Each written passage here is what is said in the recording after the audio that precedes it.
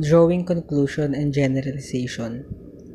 Generalization is reasoning from detailed fact to general principles. Conclusion is a position or opinion or judgment reached after consideration. A generalization is defined as a broad statement or an idea that applies to a group of people or things.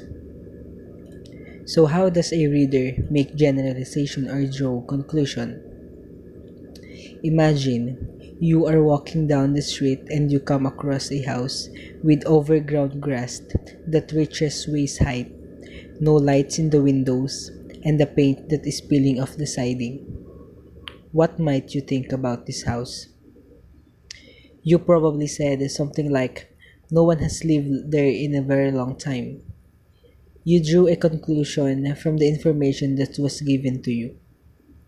So when you are draw a conclusion, you use two things: what you know in your head and what you read in the story. A conclusion is what you come to when you put these two together. A generalization is a specific kind of conclusion. All generalization are conclusion, but all conclusion are generalization. A generalization is a broad statement that applies to many examples. They are able to evaluate if a generalization is adequately supported by specific facts. What is the purpose of generalization? A generalization is a form of abstraction whereby common properties of specific instances are formulated as general concepts or claims. Generalization can also be used to refer to the process of identifying the parts of a whole as belonging to the whole. So what makes a good generalization? Generalizations are useful because with them, you don't need to study every single things in the class before you make a conclusion.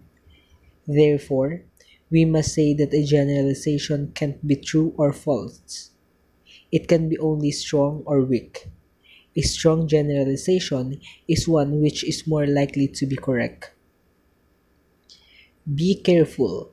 Make sure your generalization is valid. Valid means true. It is supported by facts. It agrees with what you already know about the topic. It uses logic and reasoning. It is proven with several examples.